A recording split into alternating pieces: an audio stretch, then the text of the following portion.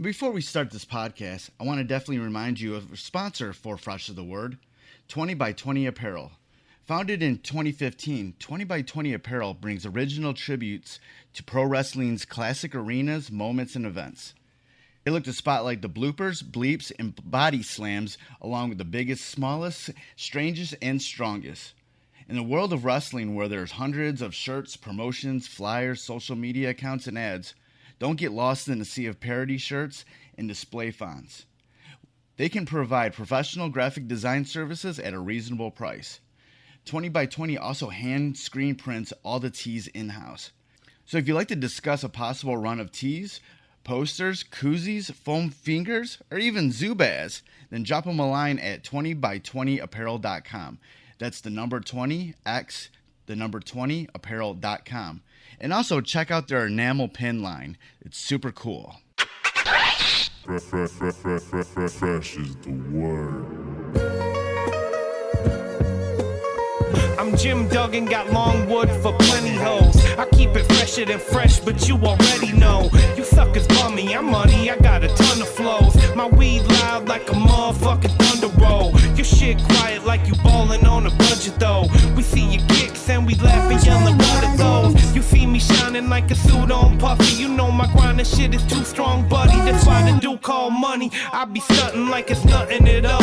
Cause it's nothing to me, it's probably something to y'all. Trying to smoke like me, then come and fuck with your dog. Got a closet full of kicks, you can't cop it tomorrow.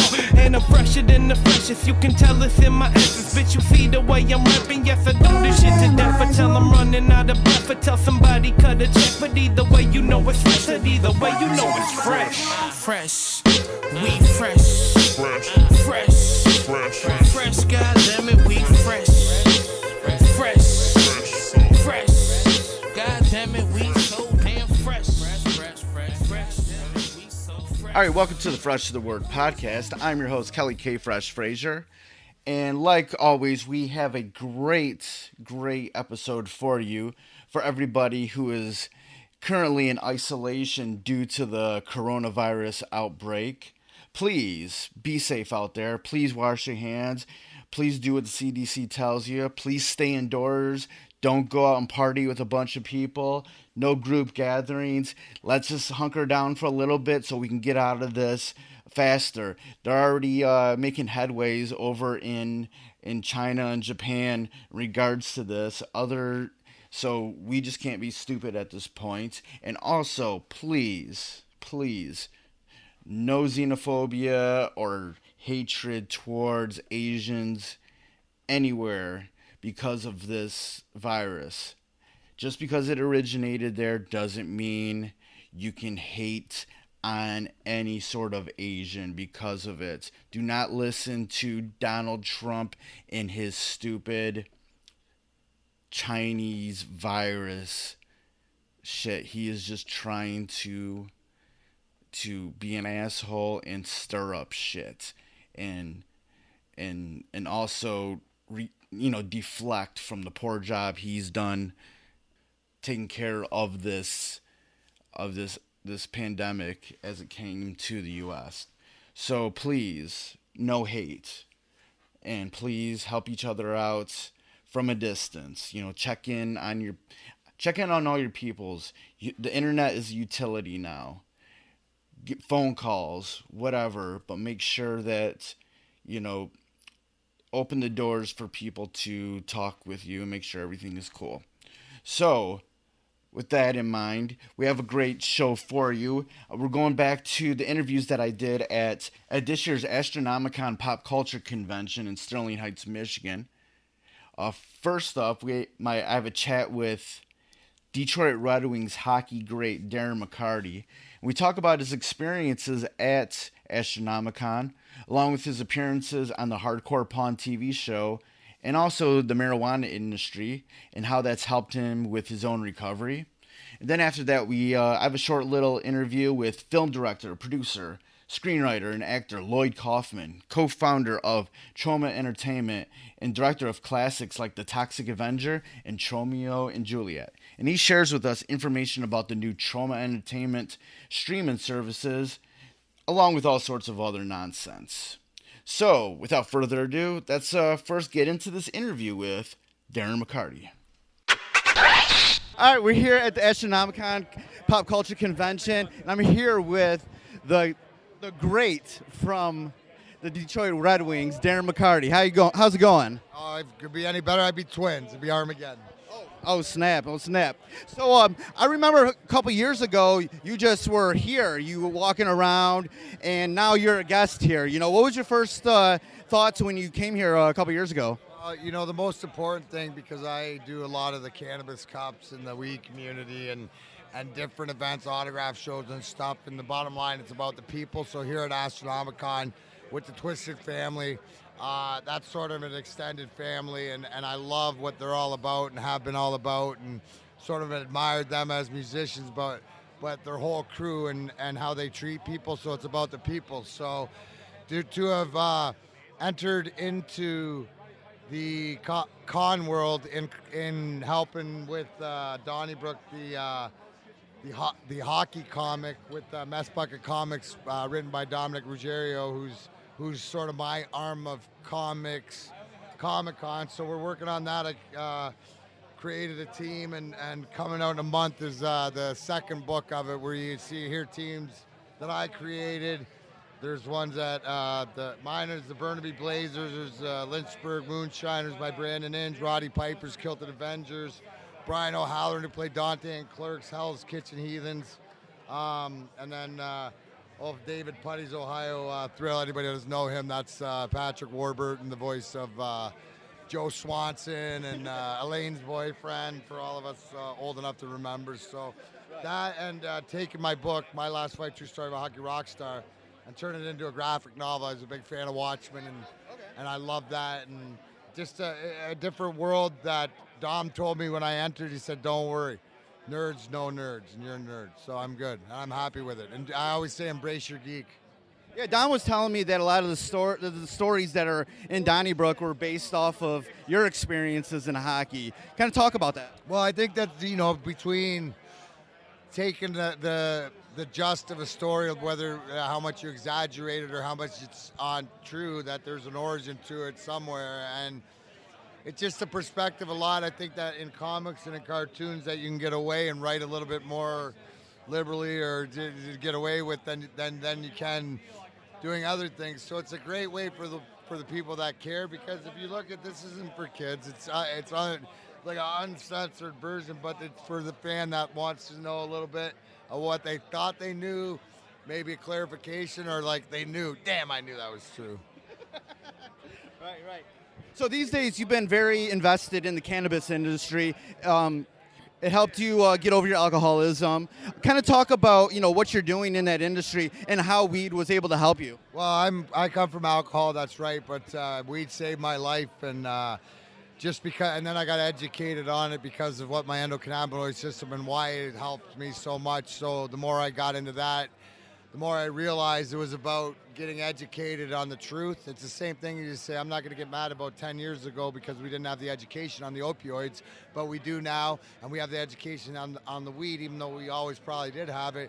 The truth is the truth now, and anybody who knows me, it's all about, I'm as transparent and clairvoyant as anybody, and I speak my truth, and that's just one of the biggest lies to humanity because it's not about using it, it's about knowing you have an option, and if you and that's what it's about. And then you get educated, and then you learn how it can also it can help you, and then everybody's different. Then you have the conversation, so it's about conversations, about anything else. I do a podcast, Grind Time with Darren McCarty, on NRM Streamcast, and one of the new shows I'm going to break out in March, because I'm also starting a Grind Time channel, but I'm starting Sophisticated Stoner. It's about the plant. It's about the people, not the plant, So my involvement in this state is up in Pinkana, up in Pinconning, exit 181. We have the $200 million facility there. That's where the Darren McCarty brand will be coming out. I was up there last week. I know that we went into flowers, so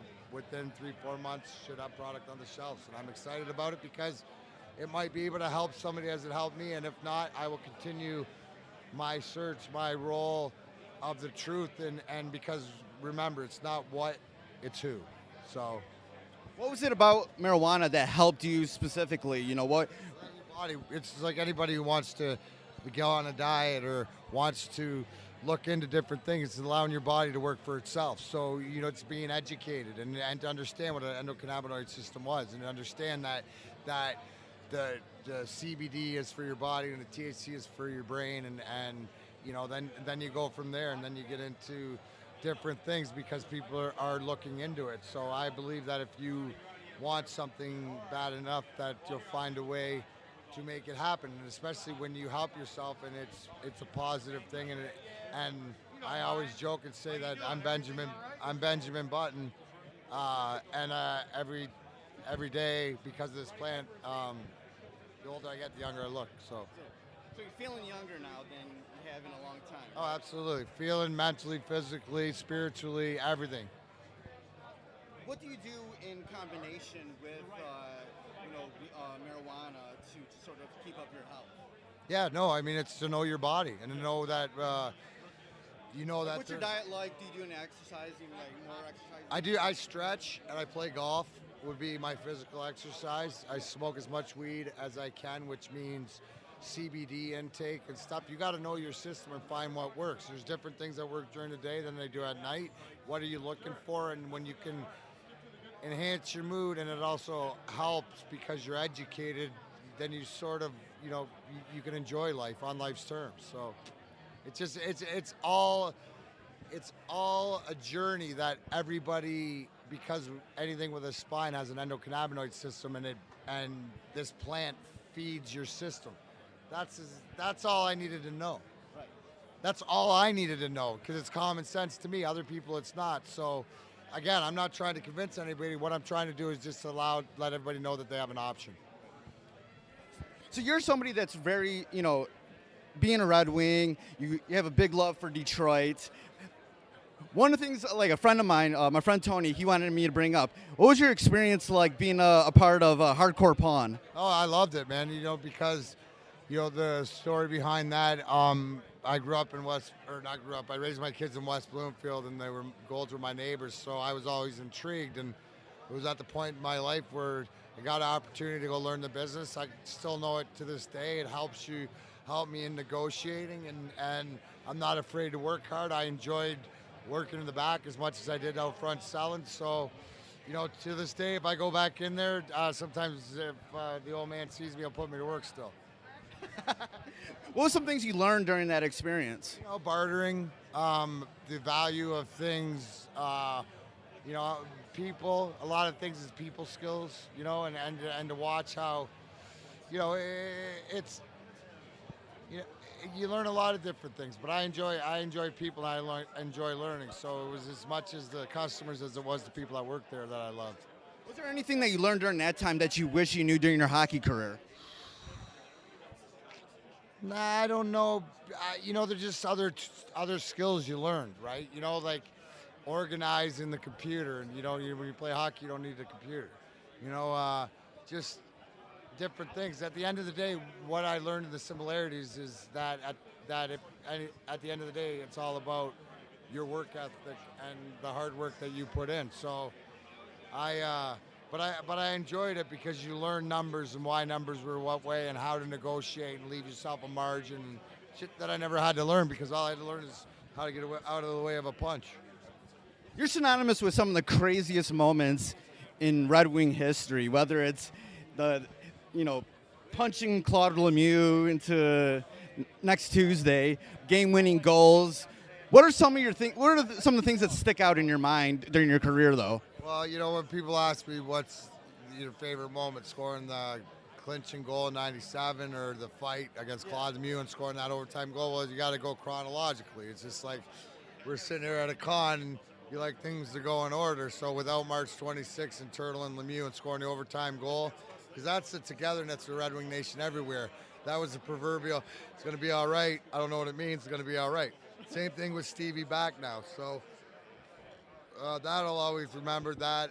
The goal, the hat trick against Juan, the first game of the conference finals, and just raising the cup 4 different times. It's like having kids. It's 4 different storylines. Nice.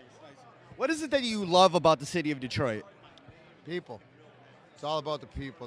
That you know, and it is the people of Michigan, and because it's their moral compass of if it's right, then we'll do it. And we're not afraid of hard work, and we're not afraid. You know, when you throw it at us, we're resilient, and I love that. I love that about it, and everybody appreciates, you know, hard work, and that's all. At the end of the day, that was my greatest ability, is just to give everything I had. Now that you're at Astronomicon as a guest, you know, what's your experience like already this weekend? You know, what's your thoughts now? No, I think it's phenomenal, just to the vibe in here and just to watch, you know, some of the icons in different fields, you know, on display, and to watch people just enjoy things they love. And, you know, especially with the Twisted crowd, it's more of a horror crowd, but it's awesome. You know, to watch a little 2 or 3 year old see the scariest looking person in here and wave at them and shake their hand, it's pretty cool to me.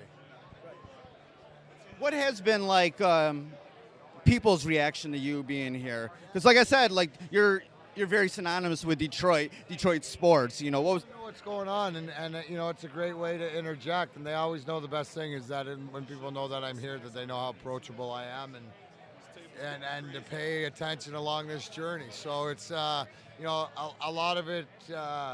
You know, being here is meeting new people, but it's also seeing the old faces too. A lot of that's what it's all about too, to catch up again and to see people you haven't seen in a while. And everybody likes different things, so that's why I do different things, to make sure I run into everybody.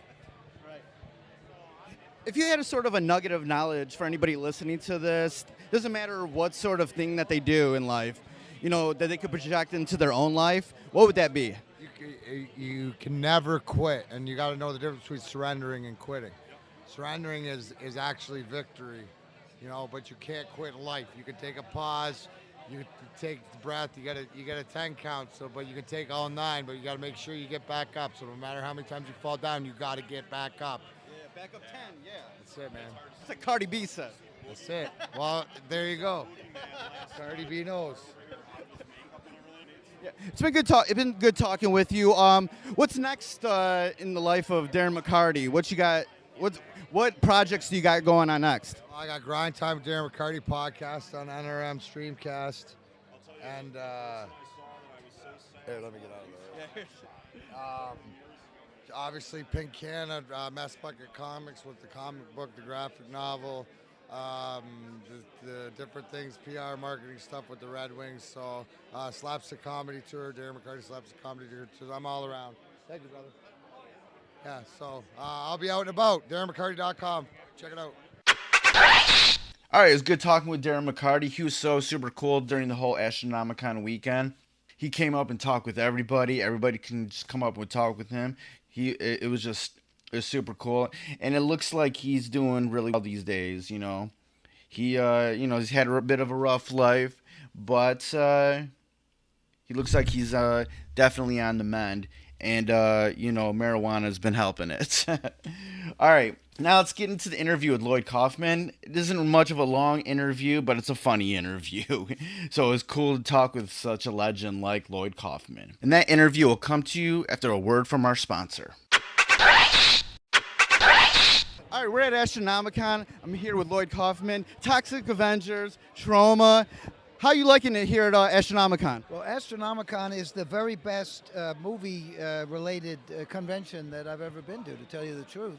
And I've been to many. I've been making movies for 50 years. And what can I tell you? It's Troma Astronomicon, if you ask me. So out of all the vast movies that you've been in, produced, directed, whatever, which ones have the hottest chicks? Well, I would say that,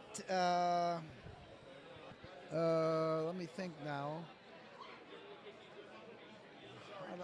Poultry Guys.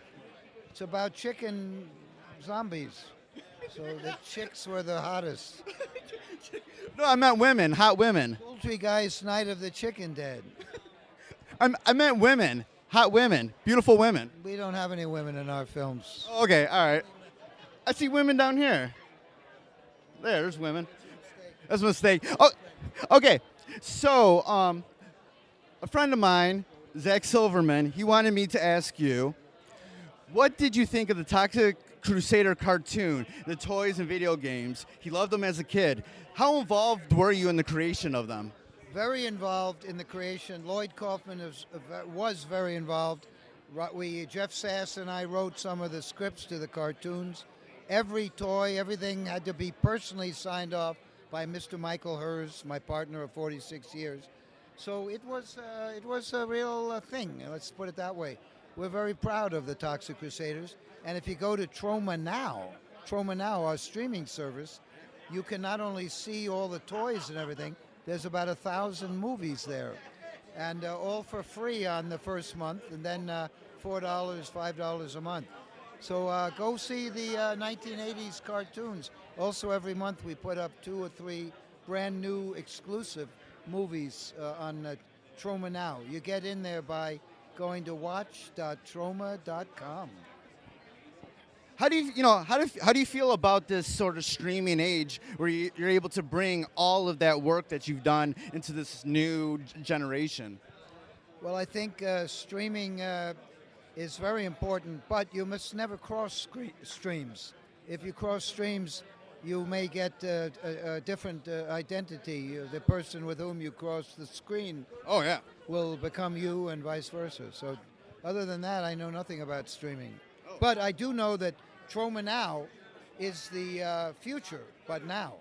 Troma Now, the future, but now. And it's probably the only uncensored streaming service that you'll find, because Prime is streaming censored stuff, and so is YouTube. And they are only showing Netflix stuff. It's garbage.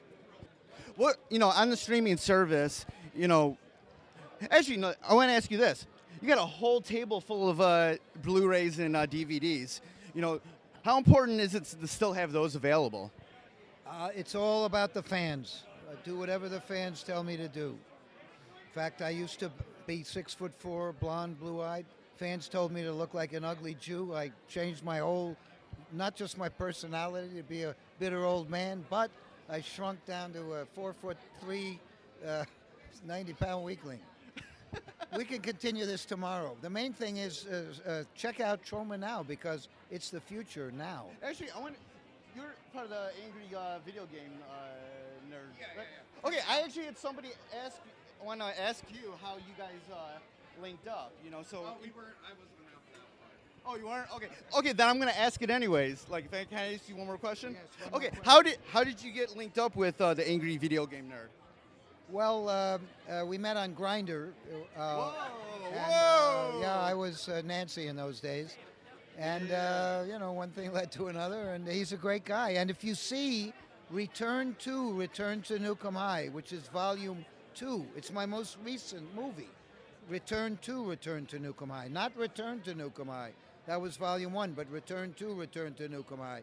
You will see the Angry Video Nerd in a wonderful cameo. And I am Uncle Lloyd is in James Rolfe's, the Angry Video Game Nerd.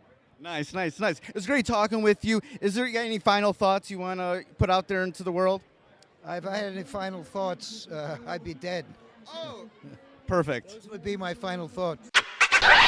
Hey, yo, thank you for listening to this episode of Fresh is the Word, hosted and produced by myself, Kelly K. Fresh Frazier, empowered by Anchor at anchor.fm/freshoftheword. Intro theme music by Foulmouth, Shimmy Bango, and Knox Money. Fresh is the Word is available on all major streaming platforms. Please rate and review on Apple Podcasts and Stitcher. If you want to support Fresh is the Word, please consider pledging via Patreon at patreon.com/freshoftheword.